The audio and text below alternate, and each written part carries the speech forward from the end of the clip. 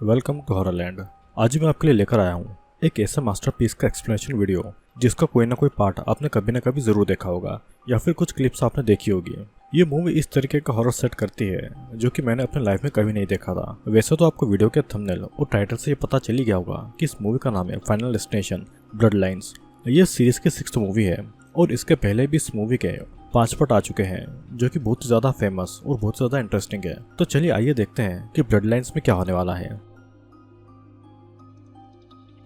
दोस्तों, कहानी की शुरुआत होती है एक रेलवे ट्रैक से जिसके पास से एक रेड कलर की कार निकल रही थी। वैसे तो सीन बहुत ही छोटा है लेकिन ये सीन बहुत ही इंपॉर्टेंट है, तो आप इस सीन को अपने माइंड में ध्यान रखिएगा, बाद में आपको जरूर याद आने वाला है। कार के अंदर एक कपल था जिनका नाम था पॉल और आयरिस। पॉल आयरिस को ब्लाइंडफोल्ड करके सरप्राइज देने वाला था और कुछ ही देर में दोनों एक जगह पर आकर रुकते हैं जो कि एक स्काई व्यू रेस्टोरेंट था। ये रेस्टोरेंट जमीन से काफी ऊंचे एक टावर के ऊपर बना हुआ था और इस रेस्टोरेंट की ओपनिंग आज ही थी। पॉल ने बड़े जुगाड़ लगाकर इस टावर की एंट्री ली थी। दोनों फिर अंदर एंटर होते हैं लेकिन आयरिस रेडियो पर नोटिस करती है कि कोई बर्न बर्न बार बार बोले जा रहा है। फिर एक लड़का एक सिक्के को फाउंटेन में डाल रहा था लेकिन तभी गार्ड उससे कहता है कि ये बेड लक होता है और इस इंसिडेंट को आयरिस दूर से खड़ी होकर देख रही थी। अंदर जाने से पहले सभी गेस्ट का एक फोटोशूट भी होता है। फिर एक लिफ्ट के जरिए सभी ऊपर जाते हैं लेकिन लिफ्ट फुल हो चुकी थी और आयरिस अगले राउंड में जाना चाहती थी, पर लिफ्ट की अटेंडर उन्हें बुला लेती है और लिफ्ट ओवरलोड हो जाती है। लिफ्ट अटेंडर सभी गेस्ट को कहती है कि ये प्रोजेक्ट टाइम से 5 महीने पहले ही बनकर पूरा हो गया था, जिस पर आयरिस को इसकी मजबूती के ऊपर शक होता है। लेकिन फिर भी सभी टावर के टॉप पर आ पहुंचते हैं जहां पर पॉल को पता चलता है कि उन्हें रेस्टोरेंट में सीट नहीं मिल पाएगी और रिसेप्शनिस्ट उन्हें बाहर रहने के लिए कहता है। आयरिस और बॉबी फिर शीशे से पूरे शहर को देखते हैं जो कि आयरिस को बहुत ही खूबसूरत लग रहा था। और फिर आयरिस बॉबी के कोट में गुलाब का फूल लगाती है। फूल में लगे कांटे से उसकी उंगली कट जाती है और उसका खून निकलने लगता है। बॉबी फिर दोनों के लिए शैंपेन लेने जाता है और जब वो वापस आता है तो आयरिस को वॉशरूम में जाना था। तभी एक और शैंपेन की बोतल खुलती है और उसका कॉर्क ऊपर लगे झूमर पर पड़ता है जिससे कि झूमर का एक क्रिस्टल नीचे ग्लास के फ्लोर पर गिरता है। साथ ही हम ये भी नोटिस करते हैं कि टावर के कुछ स्क्रू भी ढीले हो रहे थे। यहाँ पर बाथरूम में आयरिस उल्टियाँ कर रही थी। तभी उसे रेस्टोरेंट के सिंगर और उसका बेटा दिखाई देता है। वो सिंगर आयरिस से पूछती है कि वो कितना महीने से प्रेग्नेंट है। तभी आयरिस उसे बताती है कि उसके बॉयफ्रेंड को नहीं पता है कि वो प्रेग्नेंट है। फिर आयरिस वापस पॉल के पास में आती है और दोनों ताज़ी हवा खाने के लिए टावर के सबसे ऊपर टॉप वाले एरिया में चले आते हैं जहाँ पर पॉल आयरिस को प्रपोज करने वाला था। लेकिन आयरिस देखती है कि वो सिक्के फेंकने वाला बच्चा फिर से सिक्के को टावर से जमीन पर फेंक रहा था, जिससे गार्ड रोक लेता है। पॉल फिर आयरिस को प्रपोज करता है और आयरिस भी उसे अपने प्रेग्नेंट होने के बारे में बताती है। तभी आयरिस देखती है कि वो बच्चा फिर से सिक्के को टावर से फेंक रहा था लेकिन वो सिक्का एसी डक्ट में फंसकर एक फैन में अटक जाता है। फिर आयरिस और बॉबी नीचे फ्लोर पर जाते हैं डांस करने के लिए, लेकिन झूमर से जो क्रिस्टल टूटकर गिरा था उससे ग्लास का फ्लोर डैमेज हो चुका था। साथ ही टावर के बोल्ट भी लोगों के वजन के कारण लूज हो रहे थे। फैन में फंसा हुआ कॉइन स्पीड से वहां से निकलता है और एसी की गैस को लीक कर देता है। गैस पूरे रूम में लीक हो रही थी। तभी आयरिस को कुछ अजीब फील होता है जिससे कि आयरिस सब कुछ सेंस कर पा रही थी। लेकिन तभी अचानक ग्लास फ्लोर टूट जाता है और बहुत से लोग नीचे गिर जाते हैं। पॉल ने टूटे ग्लास को पकड़ रखा था लेकिन उसके हाथ में कटे ग्लास से चोट लगने के कारण वो भी नीचे गिरकर मारा जाता है। साथ ही रेस्टोरेंट के स्टोव से आग लग जाती है जिसमें एक लेडी झुलसकर स्काई वाले एरिया में आती है जहाँ पर गैस लीक हो रही थी, जिससे कि एक बहुत ही भयानक ब्लास्ट होता है और पूरे टावर में लोग जलकर यहाँ वहाँ भाग रहे थे। नीचे जाने की सीढ़ियाँ भी टूट चुकी थी लेकिन वो बच्चा जैसे जैसे सीढ़ी तक पहुंच जाता है। सभी लोग फिर लिफ्ट की तरफ भागते हैं और लिफ्ट में घुसने के लिए लोग मारामारी कर रहे थे। एक बूढ़ा आदमी आयरिस को पीछे धक्का देता है और वो लिफ्ट में आधा घुस ही रहा था और तभी लिफ्ट ओवरलोड होने के कारण रस्सी टूट जाने की वजह से लिफ्ट नीचे गिरती है और बूढ़े का आधा शरीर कुचल जाता है। आयरिस अपनी जान बचाने के लिए इधर उधर भाग रही थी कि तभी फ्लोर में क्रैक आता है और वो एक तरफ झुक जाती है। आयरिस एक लेडी को बचाने की कोशिश कर रही थी। उसके ऊपर पियानो गिरने वाला था लेकिन वो एक जगह पर अटक जाता है। पर तभी होता यह है कि वो सिक्का फिर से पियानो के ऊपर गिरता है जिससे कि पियानो डिसबैलेंस होता है और पियानो लेडी के ऊपर गिर जाता है जिससे वो लेडी पूरी तरीके से पिचक जाती है। यहाँ पर वो बच्चा सही सलामत नीचे आ चुका था लेकिन उसके आते ही पियानो उसके ऊपर आ गिरता है और वो भी मारा जाता है और फाइनली वो सिक्का फाउंटेन में गिर जाता है। आयरिस अभी भी बची हुई थी।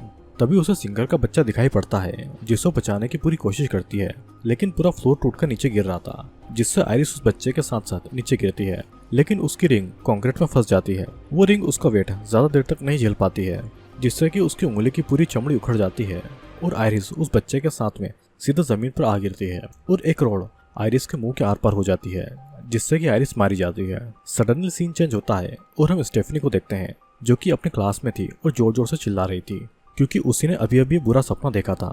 मतलब कि पूरा इंसिडेंट बस स्टेफनी का बुरा सपना था। यह सपना स्टेफनी को बार बार आ रहा था जिससे उसकी रूममेट परेशान हो जाती है। वो स्टेफनी को बताती है कि वो नींद में आयरिस नाम बार बार चिल्ला रही थी जो कि स्टेफनी की ग्रैंड मदर यानी कि उसकी नानी का नाम था। लेकिन स्टेफनी कभी आयरिस से नहीं मिली थी। उसे तो ये भी नहीं पता था कि उसकी ग्रैंडमा जिंदा है या नहीं। फिर स्टेफनी की रूममेट उसे सजेशन देती है कि वो अपने घर जाए, अपने ग्रैंडमा के बारे में पता लगाए। स्टेफनी फिर कॉलेज से छुट्टियां लेकर अपने घर के लिए निकल जाती है जहाँ पर वो अपने पिता से मिलती है। घर पर आते ही वो उनसे उसकी माँ के कुछ सामान के बारे में पूछती है जिससे उसकी ग्रैंडमा के बारे में डिटेल मिल सके। वो उनसे आयरिस के बारे में भी पूछती है लेकिन वो आयरिस के बारे में बात नहीं करना चाहते थे। तभी ऊपर के फ्लोर से स्टेफनी का छोटा भाई चार्ली आता है जो कि उससे ज्यादा बातें नहीं करता है। वो अपने मामा के यहाँ पर जा रहा था अपने कजिन से मिलने के लिए। तभी स्टेफनी उसे छोड़ने के लिए चली आती है। रास्ते में स्टेफनी अपने भाई को आयरिस और उसके सपने के बारे में बताती है जिससे वो अपनी पढ़ाई पे ध्यान नहीं दे पा रही थी और उसे उसके बारे में पता लगाना है। जल्दी दोनों अपने कजिन के घर पर आप पहुंचते हैं जो कि बॉबी, एरिक और जूलिया थे। फिर स्टेफनी अपनी आंट ब्रेंडा और अंकल हॉवर्ड से मिलती है। दोनों स्टेफनी को देखकर बहुत ही खुश थे। फिर स्टेफनी हॉवर्ड से आयरिस के बारे में पूछती है लेकिन वो उसके बारे में बात नहीं करना चाहते थे। स्टेफनी फिर उन्हें 50 साल पुराने टावर के बारे में बताती है और उसका नाम स्काईव्यू सुनकर दोनों शॉक हो जाते हैं। हॉवर्ड आगे बताता है कि आयरिस बिल्कुल पागल है। आयरिस की वजह से स्टेफनी की माँ उन्हें छोड़कर चली गई। वो स्टेफनी को कहता है कि उनके पिता पॉल के मरने के बाद में आयरिस पागल हो गई थी और आयरिस ने हॉवर्ड को और उसकी माँ को स्कूल तक जाने नहीं दिया। वो बस मौत के बारे में बार बार बातें करती थी, इसलिए वो वहाँ से भाग गए और उन्होंने अनाथों की तरह जिंदगी बताई। लेकिन फिर भी आयरिस उन्हें मरे हुए लोगों की फोटो भेजती थी। वे लोग आयरिस को जरा भी पसंद नहीं करते हैं और अब वो उनके लिए मर चुकी है। स्टेफनी फिर उन लेटर के बारे में पूछती है लेकिन हॉवर्ड उसे आयरिस से दूर रहने को कहकर चला जाता है। पर ब्रेंडा उसे इशारों में लेटर के बारे में बता देती है। जब स्टेफनी ड्रॉवर को चेक करती है तो उसे वो लेटर मिल जाते हैं जिससे उसे आयरिस का एड्रेस पता चलता है। उसे वही फोटो दिखती है जो उसे अपना सपनों में दिखी थी, यानी कि सपनों में आने वाली आयरिस उसकी नानी ही थी। स्टेफनी फिर आयरिस की लोकेशन के लिए निकल जाती है जो कि एक जंगल के बीच बनी एक प्राइवेट प्रॉपर्टी थी जिसके चारों ओर नुकीले फेंस लगे हुए थे। फिर स्टेफनी गेट पर लगे कैमरा से आयरिस से बात करती है और उसे बताती है कि वो उसकी फैमिली की मेंबर है और वो उसकी ग्रैंड डॉटर है। आयरिस फिर स्टेफनी को अपने फोन और सभी नुकीली चीजें एक बॉक्स में रखने को कह देती है। उस घर में एंटर होती है जहाँ पर चारों ओर बहुत ज्यादा सिक्योरिटी है। किसी भी बाहरी इंसान का वहाँ पर आना बिल्कुल रिस्ट्रिक्टेड था।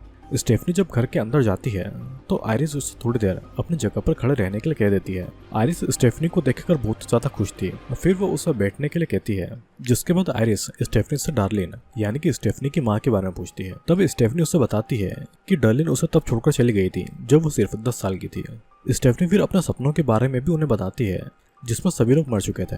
आयरिस कहती है कि वो सपना नहीं था, उसे उस दिन आने वाली मौत के बारे में अंदाजा लग गया था। आयरिस ने ही उस दिन बच्चे से वो सिक्का छीन लिया था और उसने सभी आग लगने वाली चीजों को बंद कर दिया था कि नीचे का ग्लास फ्लोर टूटने वाला है, जिससे कि उस दिन मरने वाले सभी लोग बच गए और उस स्काईव्यू रेस्टोरेंट को बंद कर दिया गया। उस दिन तो सभी लोग बच गए थे, लेकिन जो लोग उस दिन उस हादसे से बच गए थे वे सभी एक एक करके मारे गए, ठीक उसी तरह जैसे कि वो आयरिस के विजन में मारे गए थे। उस दिन आयरिस ने मौत को चकमा दे दिया था, लेकिन मौत फिर से वापस आई अपना काम पूरा करने के लिए और उस दिन से लेकर आज तक आयरिस मौत को चकमा दे रही है। आयरिस ने एक नोटबुक में सब कुछ नोट करके रखा था कि किस तरह मौत से बचा जाए और किन किन लोगों की किस किस तरीके से मौत हुई थी। आयरिस हर तरीके से मौत से बच रही थी, लेकिन फिर भी मौत ने कैंसर के रास्ते उसे मारना चाहा, पर आयरिस ने उसका इलाज भी करवा लिया। उसे पता चल चुका था कि जब मौत उनका पीछे कर रही हो तब उन्हें किन किन बातों को ध्यान रखना चाहिए। अचानक आयरिस का ध्यान पास के एक गमले पर जाता है जिसकी रस्सी मैग्नीफाइंग ग्लास से रिफ्लेक्ट हुई सूरज की किरण से टूटने वाली थी और उससे पहले ही आयरिस मैग्नीफाइंग ग्लास की पोजीशन चेंज कर देती है। स्टेफनी आयरिस से पूछती है कि वो किससे बातें कर रही है। तभी आयरिस कहती है कि मौत से, क्योंकि मौत को पता है कि स्टेफनी के आने से उसका ध्यान भटक रहा है। आयरिस स्टेफनी को बताती है कि उसने मौत से बचने की सारी बातें किताब में लिख रखी है। पिछले 20 सालों में आयरिस कभी यहाँ से बाहर नहीं गई और वो यहीं पर रहकर सारी चीजें स्टेफनी को सिखाने वाली थी, पर स्टेफनी यहाँ पर नहीं रुक सकती थी, उसे तो यहाँ से जाना था। स्टेफनी को भी बाकी लोगों की तरह लग रहा था कि आयरिस पागल हो चुकी है। स्टेफनी आयरिस के घर से बाहर निकल जाती है और जैसे ही आयरिस स्टेफनी को रोकने के लिए अपना कदम घर के बाहर रखती है, मौत को ये बात पता चल चुकी थी और वो अपना खेल दिखाना शुरू कर देती है। आयरिस स्टेफनी को जाने से पहले वो किताब देती है और उसको बताती है कि अपने परिवार को बचाने के लिए इस किताब में वो सब कुछ लिखा है जिससे मौत उनके करीब आ सकती है। स्टेफनी को अभी भी यकीन नहीं हो रहा था और इसीलिए ही आयरिस 20 सालों के बाद घर से बाहर आई थी। वो स्टेफनी को एक कदम पीछे रहने के लिए कहती है और अगले ही पल एक लोहे की रॉड आयरिस के मुंह के आर पार हो जाती है, जैसे कि सपने में उसके मुंह के आर पार रॉड हुई थी। और सिर्फ स्टेफनी को यकीन दिलाने के लिए आयरिस ने अपनी जान दी। अगले सीन में हम देखते हैं कि आयरिस की फैमिली यानी कि हॉवर्ड ने उसका फ्यूनरल कर दिया है। स्टेफनी हॉवर्ड को बताती है कि मौत अब उनके लिए आ रही है। तभी वहाँ पर स्टेफनी की मॉम डर्लिन आती है, जो कि कैंपर वैन में रहती थी। उसका भाई हॉवर्ड उससे मिलने आता है लेकिन स्टेफनी अपनी माँ को पसंद नहीं करती थी, क्योंकि वो उसे छोड़कर चली गई। और ये सारी चीजें वो अपने भाई चार्ली को बता रही थी। तब चार्ली स्टेफनी को कहता है कि वो भी ऐसा ही करती है। वो हमेशा या तो अपने दोस्तों के साथ में रहती है या फिर अपने कॉलेज में। अब वो एक फोन तक नहीं करती है और वो ठीक अपनी माँ की तरह है। ये कहकर चार्ली वहाँ से चला जाता है। यहाँ पर स्टेफनी को भी अब मौत का एहसास होने लगा था और वो आयरिस की बुक को खोलकर देखती है और समझ जाती है कि अब बारी उसकी फैमिली की है। इधर हॉवर्ड के घर पर एक गैदरिंग थी और सभी लोग प्रिपरेशन कर रहे थे। तभी बॉबी से एक ग्लास टूट जाता है और कांच का एक टुकड़ा बर्फ में चला जाता है, लेकिन ये बात उसे नहीं पता चलती है। फिर वहाँ पर डर्लिन आती है, जिसे देखने के लिए एरिक अपनी बियर रख देता है। डर्लिन सबके लिए पीनट बटर लेकर आई थी, लेकिन पीनट बटर से बॉबी को एलर्जी थी और ये बात डर्लिन को नहीं पता थी। फिर बॉबी सबके लिए ड्रिंक बनाता है और उन ड्रिंक में वो बर्फ डालता है जिसमें कांच का टुकड़ा था। जिसके बाद सभी आयरिस की मौत का दुख जताते हैं और हॉवर्ड कहता है कि जितना टाइम बचा है सभी साथ में बिताएंगे। जूलिया को ड्रिंक में कुछ फील होता है और शायद वो कांच का टुकड़ा उसके मुंह में जा चुका था, लेकिन असल में कांच का टुकड़ा नहीं बल्कि एक कीड़ा था जो कि उसके ड्रिंक में था। इधर स्टेफनी को आयरिस के बुक में वो कॉइन मिलता है और वो देखती है कि मौत किन किन तरह से उसके पास में आ सकती है। अगेन सीन हॉवर्ड के घर पर आता है, जहाँ पर चार्ली और बॉबी ट्रैम्पोलिन पर कूद रहे थे, लेकिन उनके नीचे एक शॉवल मौजूद था। एरिक भी गैस का नॉब खुला छोड़ देता है, जिससे कि आग का गुब्बार निकलता है, लेकिन वो बच जाता है। साथ ही स्टेफनी की फैमिली फोटो टूट जाती है और कांच का टुकड़ा स्टेफनी के पास में आता है। जिस ग्लास फ्लोर के टूटने से उस दिन वो हादसा हुआ था, मौत की शुरुआत कांच के टुकड़े से ही होगी। फिर इधर हॉवर्ड डर्लिन को वापस अपने घर पर आने के लिए कहता है, लेकिन वो वापस नहीं आना चाहती थी। स्टेफनी सभी को मौत के बारे में चेतावनी देना चाहती थी और वो चार्ली को कॉल कर रही थी, जो कि टूटे हुए ट्रैम्पोलिन पर कूद रहा था, जिसके नीचे वही नुकीली शॉवेल थी, लेकिन वो फोन नहीं उठाता है। इधर वो कांच का टुकड़ा स्टेफनी के पिता के ड्रिंक में था, वो उसे पीने ही वाले थे, लेकिन चार्ली और बॉबी हॉवर्ड को ट्रैम्पोलिन पर बुला लेते हैं। हॉवर्ड ट्रैम्पोलिन के ऊपर चढ़ता है, लेकिन डार्लिन उस शॉवेल को देख लेती है और उसे हटा लेती है। तभी ब्रेंडा से एरिक की बियर बोतल गिर जाती है, जिससे कि पानी का टैप खुल जाता है और उस कारण शॉल भी गिर जाती है। इधर स्टेफनी भी वहां पर पहुंच चुकी थी। तभी एक के बाद एक चीजें होना शुरू होती है। ट्रैम्पोलिन के टूटने से बॉबी का पैर उसमें फंस जाता है, जिससे कि जूलिया का ध्यान भटकता है और वो गेम के ब्लॉक को गिरा देती है और उससे स्टेफनी के पिता का बियर ग्लास गिर जाता है, जिसमें कांच का टुकड़ा था। वो कांच का टुकड़ा जमीन पर पड़ा था और उसके ऊपर हॉवर्ड का पैर पड़ता है, जिससे कि वो कांच का टुकड़ा उसके पैर के आर पार हो जाता है। हॉवर्ड जमीन पर गिरता है और शॉवेल के गिरने की वजह से घास काटने की मशीन शुरू हो चुकी थी। वो सीधा हॉवर्ड के मुंह पर आती है और उस कारण हॉवर्ड के मुंह के पूरे चिथड़ हो जाते हैं, जिससे कि उसकी मौत हो जाती है। अगले सीन में हम देखते हैं कि हॉवर्ड का भी फ्यूनरल हो चुका है, लेकिन अब स्टेफनी कंफर्म हो चुकी थी कि आयरिस की सभी बातें सही है। वो फिर आयरिस की किताब को छानती है, जिसमें लिखा था कि सिर्फ जेबी ही एक ऐसा इंसान है जिसने मौत से बचने का रास्ता ढूंढा था। उस बुक में सभी लोगों के नाम थे जिनकी मौत हुई थी और स्टेफनी समझ चुकी थी कि मौत को आयरिस ने उस दिन टाल दिया था, लेकिन अब मौत वापस आई है, एक एक करके सभी लोगों को मारने के लिए इतने सालों के बाद में। स्टेफनी को आयरिस की किताब से मौत का सीक्वेंस भी पता चल जाता है। उसके मुताबिक आयरिस और पॉल के 2 बच्चे थे, हॉवर्ड और डार्लिन। हॉवर्ड के भी 3 बच्चे थे, एरिक, जूलिया और बॉबी। और डार्लिन के 2 बच्चे थे, स्टेफनी और चार्ली। मौत सबसे बड़े यानी कि हॉवर्ड को पहले लेने आएगी। जो पहले पैदा हुआ होगा वो पहले मारा जाएगा, जिसके बाद में सेम सीक्वेंस डार्लिन और उसके बच्चों के साथ होगा, क्योंकि अगर उस दिन आयरिस मारी जाती तो ये कभी इस दुनिया में नहीं आ पाते। स्टेफनी सारी चीजें ब्रेंडा और सभी को समझाती है, लेकिन कोई भी उसकी बात नहीं मानता है। अब हॉवर्ड तो मर चुका था और इसका मतलब यह था कि अगली बारी एरिक की थी, फिर जूलिया और फिर बॉबी की, लेकिन सभी स्टेफनी को भी आयरिस की तरह पागल समझ रहे थे। इधर हम एरिक को देखते हैं, जो कि रात के समय टैटू शॉप में था। उसका बॉस उसे सब कुछ साफ करके शॉप बंद करने को कह देता है। एरिक फिर फुल वॉल्यूम में म्यूजिक चला देता है और स्पीड से सारी चीजें साफ करने लगता है, लेकिन सीलिंग पर लगी चेन पंखे में फंस जाती है। तभी स्टेफनी एरिक को कॉल करके पूछती है कि क्या वो ठीक है, जिस पर एरिक उससे गाली देकर उसे सोने के लिए कहता है और अपने पिता की मौत से उदास होकर वो अपनी बॉडी पर टैटू करने लगता है। तभी स्पीकर के बेस से एक डॉल गिरती है, जिससे कि टैटू की निडल भी नीचे जमीन पर गिर जाती है। एरिक उसे उठाने के लिए उठता है, जिससे कि स्पिरिट की बोतल जमीन पर गिरती है और जमीन पर स्पिरिट फैल जाती है। अचानक सीलिंग पर लगी चेन पंखे से टूटकर एरिक की नोज पियर्सिंग में फंस जाती है और पंखे से वो चेन लिपटने लगती है। एरिक उसे निकालने के लिए चेयर पर चढ़ जाता है, लेकिन एक लैंप नीचे गिरता है जिससे कि स्पिरिट में आग लग जाती है। बहुत देर तक अपनी नाक से वो चेन को छुड़ाने के लिए एरिक मेहनत करता है और फाइनली वो चेन को खोल लेता है। और तभी चेयर के गिरने से एरिक भी नीचे गिरता है और स्पिरिट की बोतल में एक बहुत बड़ा ब्लास्ट होता है। इसी के साथ में सीन भी यहीं पर कट होता है। अगले सीन में हम स्टेफनी को चार्ली के पास में देखते हैं जो कि उसे एरिक के बारे में पूछ रही थी, लेकिन उसे भी एरिक की कोई खबर नहीं थी। फिर दोनों एरिक के पास में जाते हैं ये देखने के लिए एरिक जिंदा या मर चुका है। लेकिन उसके घर पहुंचने से पहले ही एरिक उनकी कार के सामने आ जाता है, मतलब कि वो जिंदा था और उस रात बच गया था, जिसका सीधा मतलब यह था कि स्टेफनी की बातें सच नहीं थी। स्टेफनी अभी भी चिंता में थी और वो एरिक को हर वो चीज करने से रोकती है जिससे कि उसकी जान चली जाए। वो रास्ते में चलते चलते लोगों और बच्चे को देखकर कहती है कि उसे उनसे नुकसान होगा, लेकिन एरिक उसका मजाक उड़ाता है। स्टेफनी समझाती है कि अगर पेड़ से कटा नीचे गिरा तो सफाई करने वाला आदमी गिर जाएगा और ब्लोवर से पत्ते लड़कों के सामने आ जाएंगे, जिससे कि वो बॉल को गलत शूट करेंगे और बॉल सीधा एरिक को लगेगी। लेकिन एरिक को उससे डर नहीं लगता है। फिर एक कचरा उठाने वाला ट्रक उनके पास से गुजरता है, लेकिन एरिक को अगेन कुछ नहीं होता है। अब जूलिया घर से बाहर आती है, वो जॉगिंग करने के लिए निकल जाती है। हम देखते हैं कि बॉल ठीक उसी तरीके से जूलिया को लगती है जैसा स्टेफनी ने थोड़ी देर पहले बताया था, जिससे जूलिया डस्टबिन में गिर जाती है और कचरा उठाने वाली मशीन उस डस्टबिन से कचरे के साथ में जूलिया को भी ट्रक में डाल लेती है। सभी लोग उस ट्रक को रोकने के लिए उसका पीछा करते हैं और अंदर मशीन कचरे को ट्रैश कर रही थी। जब ट्रक रुकता है तो स्टेफनी ऊपर चढ़ती है, वो जूलिया का हाथ पकड़कर उसे ऊपर खींचती है, लेकिन उससे पहले मशीन के बीच में जूलिया दब जाती है और स्टेफनी के पास में बस उसका हाथ रह जाता है। सीन अगेन कट होता है और अगले सीन में सब साथ में बैठे हुए थे। स्टेफनी को लगता है कि उसकी गलती थी, उसने मरने वालों का क्रम गलत बताया था, लेकिन ब्रेंडा रिवील करती है कि गलती उसकी है। एरिक हॉवर्ड का बेटा नहीं है बल्कि किसी और का है और इस बात को सुनकर एरिक बहुत ही नाराज होता है।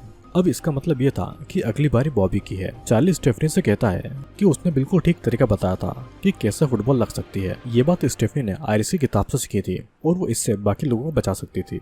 स्टेफनी को याद आता है कि जेबी एक ऐसा इंसान था जो कि बच गया था। तभी डालिन को याद आता है कि उसकी माँ के लेटर से उसे पता चला था कि जेबी हॉस्पिटल में काम करता है और सभी लोग जेबी को ढूंढने के लिए निकल जाते हैं। रास्ते में डालिन स्टेफनी को बताती है कि उसने इसलिए स्टेफनी और बाकी लोगों को छोड़ा था क्योंकि उसके दिमाग में मौत बस चुकी थी, जो कि आयरिस ने उसके दिमाग में डाली थी।